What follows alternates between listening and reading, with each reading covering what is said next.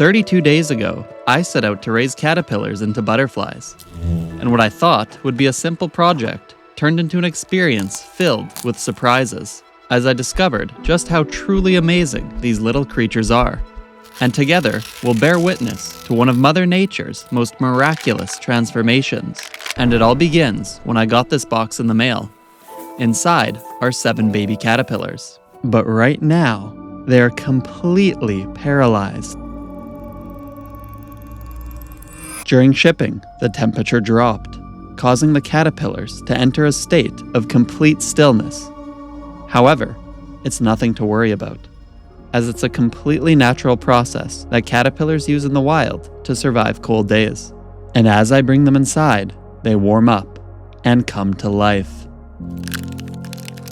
And as they begin to wake up, they make only the smallest of movements, almost imperceptible to the human eye. But soon enough, they're fully awake and on the move, with only one thought in mind: food.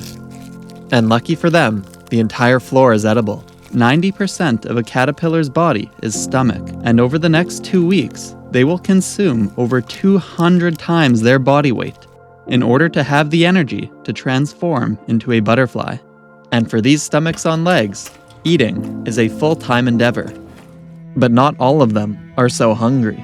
Meet Tiny, the smallest of the bunch, and the only one who hasn't woken up yet.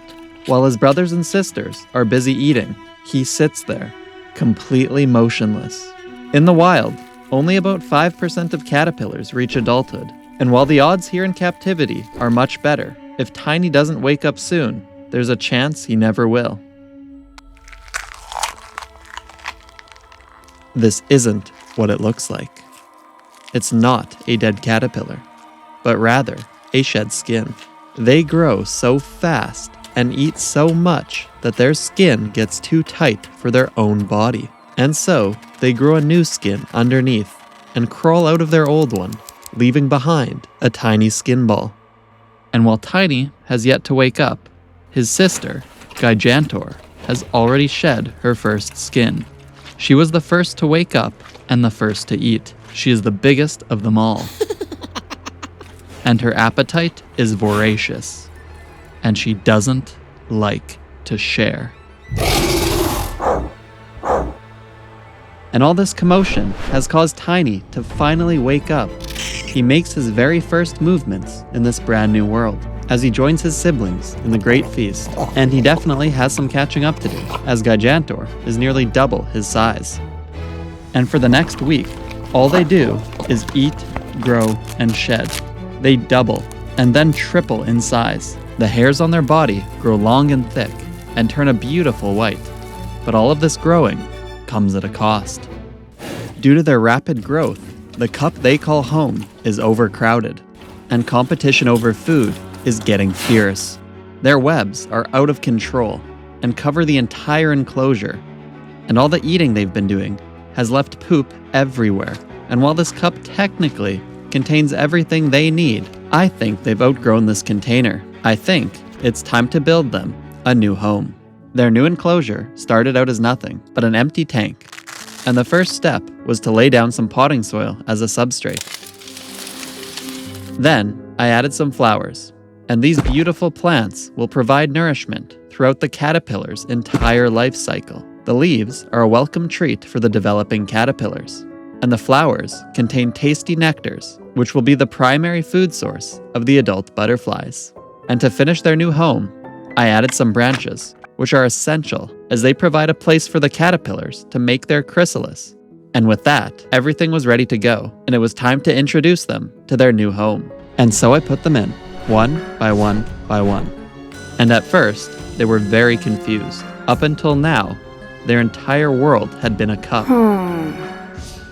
They had never seen the colors or smells of flowers, the textures of wood, and the feeling of leaves.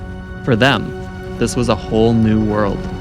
And when their confusion ended, their curiosity took over. And they explored every square inch of their new home. No branch was left unclimbed, no flower unsmelt, and no leaf unturned. All of this exploration was ultimately in service of one goal: finding food. And the leaves were a welcome snack, and evidence of their grazing was obvious.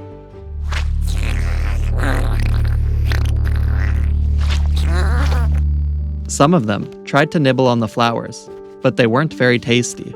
While the flowers aren't a good food source, they are an excellent source of hydration, as the morning mist forms water droplets on the ends of the flower petals, and the caterpillars know exactly where to find it.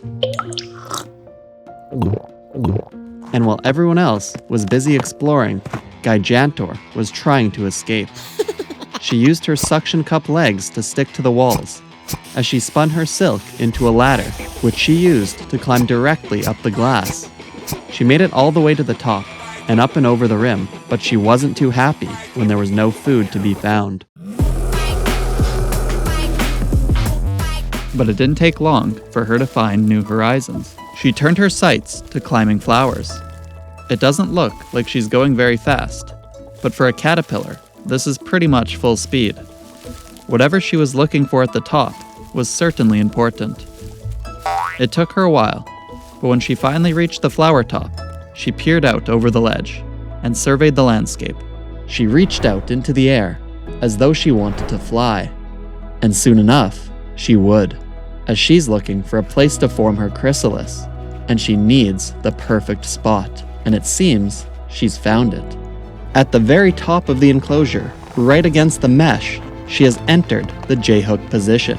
She will stay here for over 24 hours as her body prepares to form her chrysalis. And when she's ready, her entire body begins to pulse rapidly. And it's this very friction which loosens her skin so it can break apart and reveal the chrysalis within.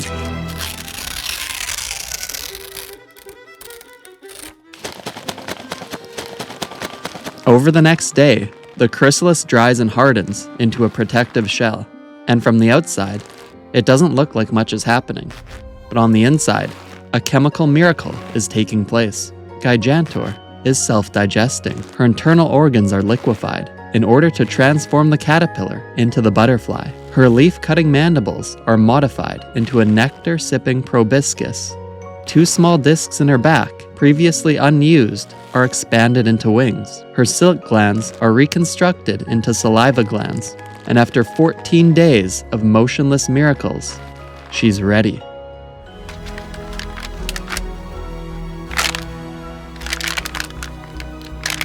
She bursts forth from the chrysalis, completely transformed. Her wings are wet, and so she pumps them with blood, drying them off and preparing them for flight. And when she's ready, she takes flight. The transformation has taken all of her energy. She needs food, so I cut up an orange and left it out for her. She uses the taste receptors in her legs to sample the fruit, and when she recognizes it as food, she uses her new proboscis to probe the orange and locate the juiciest parts. When she finds the perfect angle, she drinks up. And while she seems to be enjoying herself, this is really no place for a butterfly. The flowers are dying, and there's not enough space.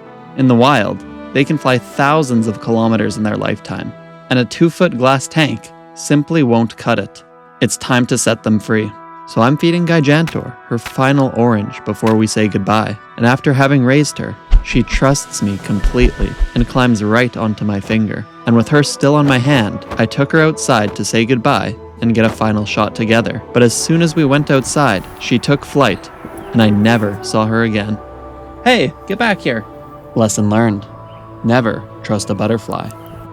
And while our journey together has ended, there's many more to come, and I'll see you in the next one.